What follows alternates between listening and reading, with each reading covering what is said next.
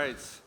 Yeah, let's start. So it was a long day, long day, and I'm very happy that we still have some people in our audience. And thank you so much, Tariq, for staying here, for coming today as well. You have a beautiful experience in your life. You've been many years in media, you've been many years in leadership, and in the think tanks. So can you please tell us a little bit about yourself? Certainly. Uh, I'm a futurist. I'm an entrepreneur. I run a business. And I reinvented myself as a futurist about 9 years ago. And this was after a long career in some of the largest corporations that are out there.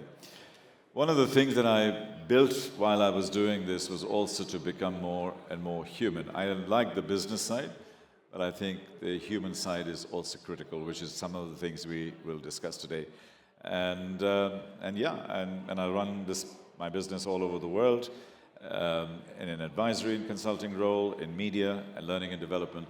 Because we hear a lot of technology and information here, but if you don't work on the human aspect, on the learning aspect, on the personal development aspect, we cannot succeed. And I think that's where I make my greatest contribution.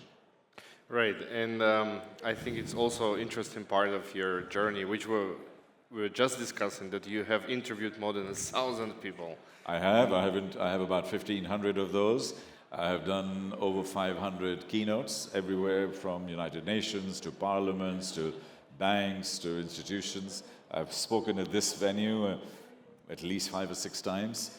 Actually, I was part of the launch team of the Museum of the Future 2.5 years ago. Do we have the video working here with us? Yeah. Let me. Can you try? I tried. Oh no. Okay, so I have one more. So I put an image here at the back, which I think is really important as a context for us. And this is Dubai in 2040.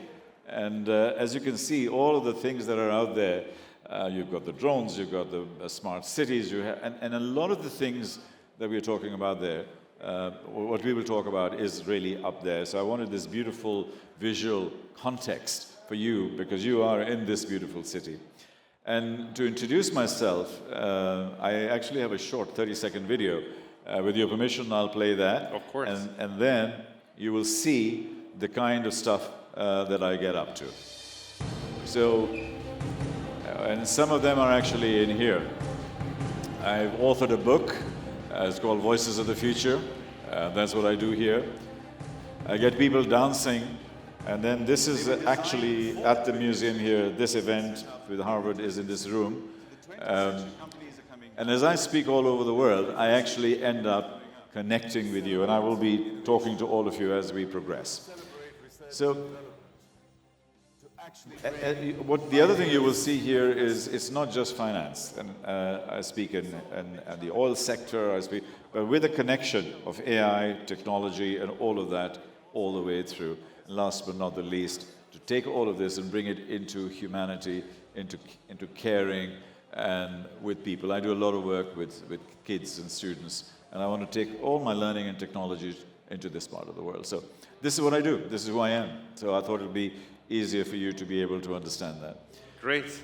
Amazing. With your permission, Vadim, I'll do one more thing. Would you like to, today is the 2nd of May, 2025, right? Would you like to go into the 22nd of May, 2035? Yes? Okay, let's take a little trip into the future. Here we go. This is what you're going to see.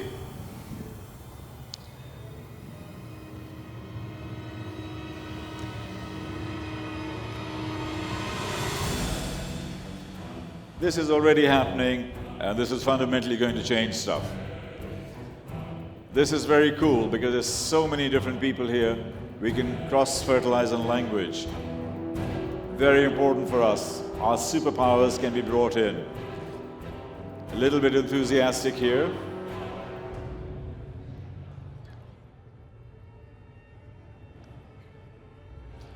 As you look at climate change, hopefully this thing would have been addressed by then.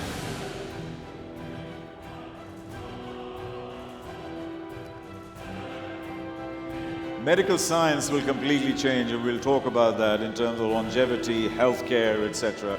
And all of these things are going to impact all of us. And I think that's what I wanted to share with you. By the way, most of this has already happened, so I actually say that the future has already happened, it's just unevenly distributed. So that's exactly where we are here. A lot of these things have happened. So with a show of hands, how many of you are ready for this future? Oh my God, that's more than I would have thought. Normally, everybody just sort of gets a little bit scared because this future is really, really out there. So wanted to just share a little bit of this thing, as we look forward. Beautiful. So yeah, definitely thank you for sharing this. And today our conversation everything about AI, right? So you have a beautiful experience talking with many people, and you also have your vision about the future. If you were to create a blueprint for 2030 or 24 days in your video, what 3 pillars you would start to focus on? Okay, it's actually probably 5 pillars. I would do an all-control delete on the world because all our institutions, United Nations, World Bank, IMF, and everything else is just not working. It was built 80 years ago for a post-war situation to address a different issue at a different time. The world has changed, they've tried to catch up, but they're nowhere close to it. So I would do a complete reset. Firstly, I would reset all of the institutions, to whether it's about data or it's about energy, all of the issues that we have. So I think the first thing is we need to be able to look at our institutions and fundamentally change them, because that whole process of governance is really critical. That's number 1. Number 2 that I will really genuinely change is our social education system, because in this new world, we learn differently. We have to adapt to new things and new ideas. And we are not preparing our kids of the future or ourselves for the future. And I think the education piece is critically important. And the third thing I would say is, and I believe it's the number 1 most important thing for the future, and that is trust and ethics. We don't trust our institutions, we don't trust our governments, we don't trust our companies, we don't trust the data. And unless we have data and we have ethics and trust in everything that we do, we won't have a future. It'll be like a weapon of mass destruction. So AI will be a weapon of mass destruction. So these are the 3 things I would do: education, look at trust, and reinvent and reset the institutions to serve us for the next 50 years, because the current ones do not. Right, so it's not easy actually to reset the whole thing, like a government and all these big structures which been evolving for many, many years. But at the same time, AI is in our daily life, right? So how do you see, what does staying human is in our time, right? So how you identify in AI era to being human? What is AI? Artificial intelligence is putting programming in a machine environment, so you program it for intelligence. We cannot even define intelligence normally, so it's very difficult to... And AI has just become a buzzword, it's become a platitude. And exactly the question you asked me, I get asked all the time. There are two versions of AI. One of them is a dystopian world of AI, and the second is a utopian world of AI. And they are 2 completely different worlds, and they cross over every now and then. So what we really need to do is to find ourselves tilting towards the utopian side. I am a techno-optimist, so I actually see good things happening because I believe human ingenuity and the human instinct for survival will find a way. So I worry about the dystopian side, but I'm much, much more interested on the utopian side of AI. AI just gives us 2 things. The first thing is efficiency and automation. Okay, so it makes things better, faster, quicker, smarter, and so on. That's easy. The second is augmentation. And then we enhance ourselves. I have this phone. I have a photographic memory. 20 years ago, I used to remember 300-400 telephone numbers. Today, I remember about 5. I don't remember my credit card numbers. I just remember the last 4 digits. So what I've done is I've transferred everything onto my smart component. So that's the thing we do. It releases our brain, and we can augment our brain and utilize it for creativity, for curiosity, for whatever. You asked the question, what about being more human? You know, when we go to universities, we are only tested on 2 intelligences, verbal and numerical. You do your SAT exam and so on, you get into university. You know, we have about 10 to 12 intelligences. We have spatial intelligence, we have sensual intelligence, we have kinesthetic intelligence, we have musical intelligence. We have so many intelligences, and we have forgotten those. So the first thing we need to do is to learn those intelligences back. Our ancestors used to use that in the jungle. We have forgotten. We are living in an urban jungle, and we don't have those capacities. So my view is, the more technological the world becomes, the more AI-driven the world becomes, the more human we need to be. I know it sounds really strange, because anything that will go on to, everything that can be put onto AI and digitization will be, because it'll be a million times faster and a million times cheaper. Right. But anything and everything that cannot be put and digitized, love, compassion, harmony, spirit, curiosity, judgment, wisdom, heart, soul, spirit, all of these things will be a million times more valuable. So what we need to do is to have the entry level. I mean, to me, AI is going to be like reading and writing. We need to have it. But beyond that, what you do is you use it to become more human. And I think that is really our job. And that's what AI will be doing for us over the next 10 to 20 years, is to enable us to release our time and to humanize our lives much more. And that's my utopian view of the world. Interesting, because you're talking about utopian and your view more towards that. But at the same time, let's think, are we fast enough in this world? Because exponential AI right now, and we see how fast it's growing. Is it enough for us to, be on the same speed right now, or we're already too late, and AI will conquer the world, and dystopian world probably will come? How do you see this? Because we have Paleolithic brains which were created thousands of years ago, and we have exponential godlike technology. Therefore, there's a disconnect, there's a divergence that we have to overcome. So that's issue number 1. We need to be able to overcome that. 1. 2, we cannot do it with speed only, because speed, anything that is technological will be faster than us. So we need to find a reset. We have to shift our mindset. So the analogy that I use is that AI is like a horse. It's bigger than us, faster than us, stronger than us. But we need to find a way to tame it and ride it. And that's where the issue is today. Are we able to tame it? And I think the horse is running away from us. We do not have guardrails. We don't have the right controls. I feel that the incentive systems that we see in the world are not appropriate to the world that we're living in, because it is hyper-capitalism, it's about money and power, and it's about politics. If we have those as our drivers, the horse is going to just run away. 85 years ago, the nuclear bombs were dropped at Hiroshima and Nagasaki. We created a nuclear non-proliferation platform, which the whole world signed. 85 years later, there has not been a single nuclear event. So it's only 80-85% good, but actually it worked, because we haven't had a nuclear incident since then. Why don't we have the same for data?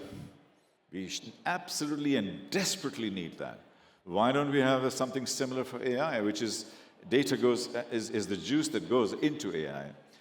And now my concern is even bigger, because with narrow AI we were fine.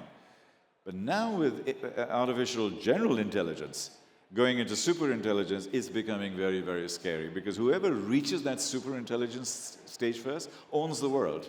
And that's the race that's happening right now, potentially for a lot of the wrong reasons. So what I'm saying here is that we really need to start building our own sense of balance, ethics, morality, and shape that so that we have a future. Otherwise, we're going to struggle.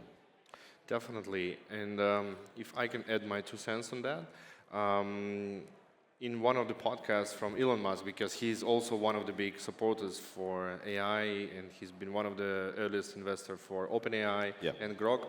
So he said, in his opinion, that the biggest difference in superintelligence, if he will control us or we control him, Yes. or it, right? Yeah. If we teach him how to say false information to us. Yeah. If he start, cheating us, Yeah. then yeah, we're trapped actually. But if we, exactly as you said, provide our culture, our values, and don't let them cheat us, then Yeah. probably we're still on the way to the utopian, way, how you call it. Yeah, I mean, the AI rocket, the AI missile has been launched. Now it's in space, it's out there. What we need to know is where it's going to land, and that place that it's going to land is either going to be dystopian and negative or positive. We have maybe 5 years to be able to find and shape that for it to land in the right place, in the right way for us. Movies and Hollywood and Bollywood are always an early signal of what's going to happen in the future. Last year I saw 3 movies. Mission Impossible, it was about AI going rogue. Stealth, it was about AI going rogue because the planes were there. And with Gal Gadot, the third film, I can't remember, Heart of Gold, that was also AI going rogue. In other words, the AI had all the data, all the power, but the difference was, and I remember this very distinctly in The Art of Gold, this movie, was that AI was getting it right 96% of the time. But the 4% of the time that it doesn't get right, that is where we need human wisdom.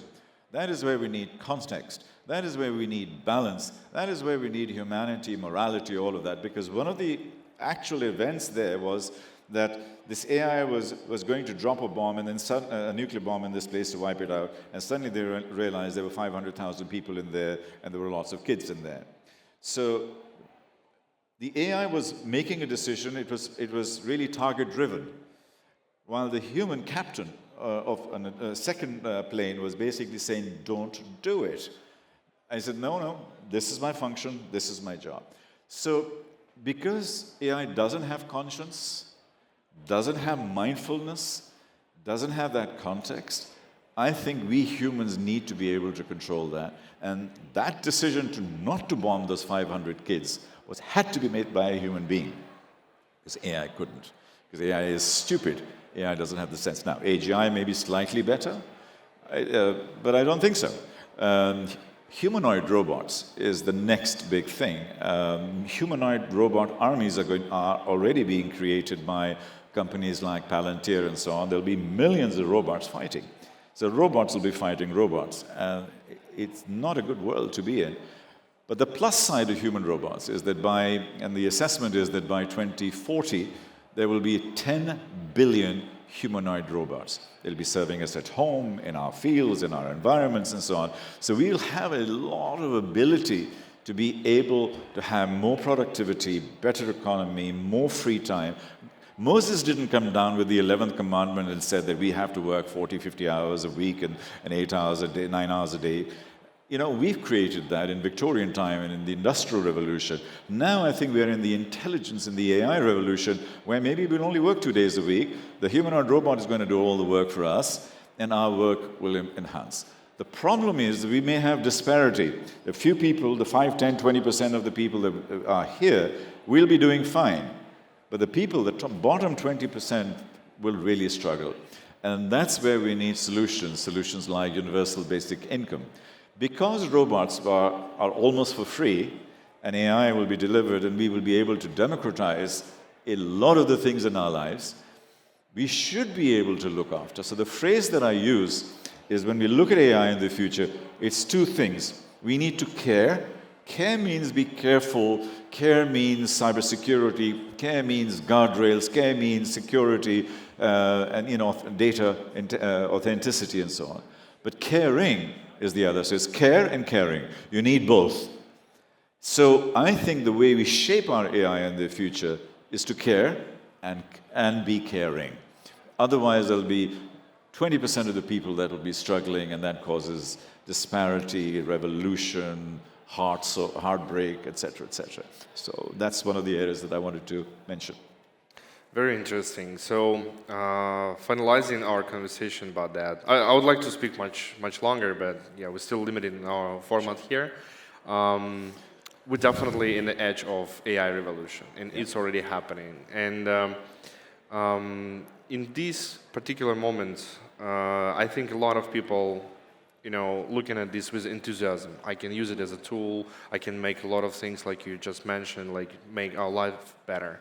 But at the same time, a lot of other people, they think, okay, I'm probably gonna lose my job and just something I need to change in my life. So what gives you the most hope right now?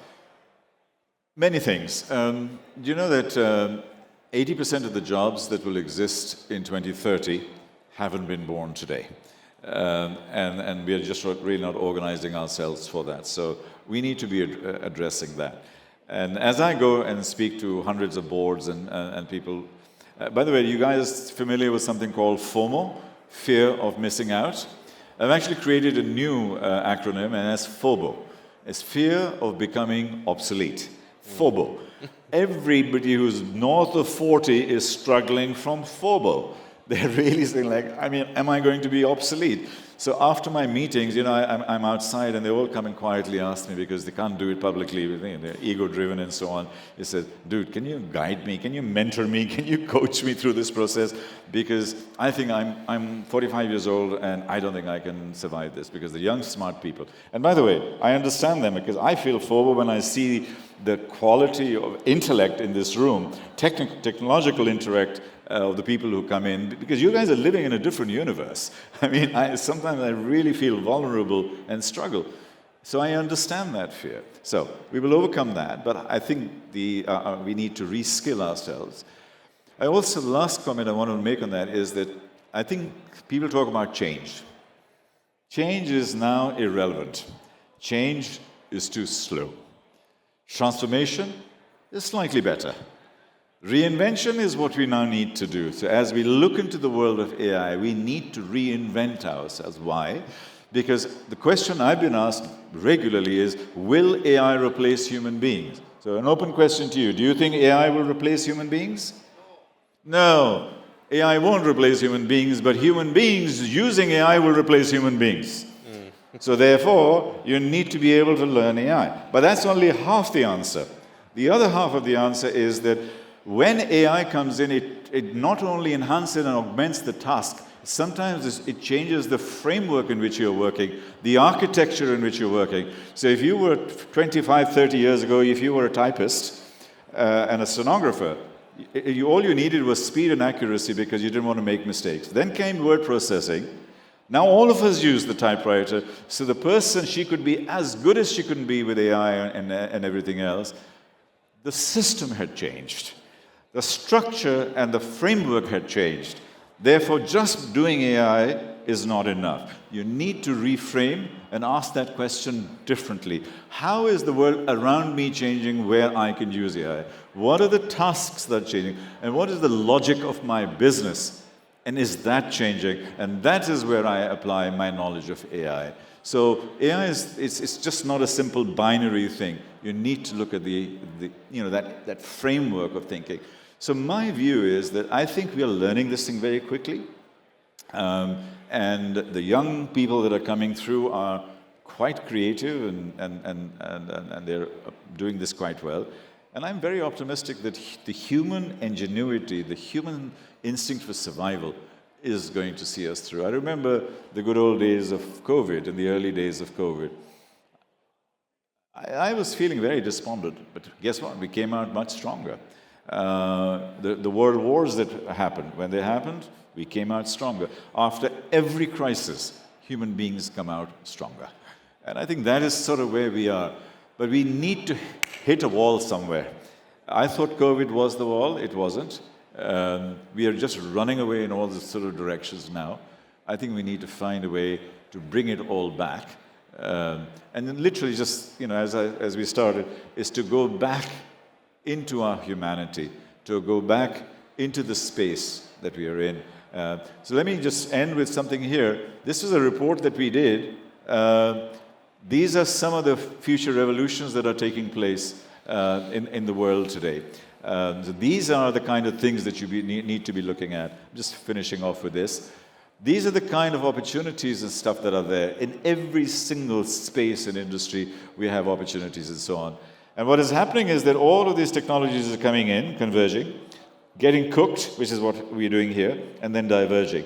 And there are a lot of unintended consequences, and we need to be very careful how we utilize these unintended consequences as we go forward. And yeah, so this is really all it was. And this is a report that I did this year on how we build the future, my view of the next 5 years. And if you look there, what do you see? Half of them are human. Trust, love, joy, humanity, ethics. Yes, there is technology in there, but my view is that we need to be more human the more technological the world becomes, and we need to have our moral compass in place, and that really will protect our future. Hard to say better than you just said. Thank you so much, everyone, for listening to us. Thank you so much, Tarek. Thank you very much.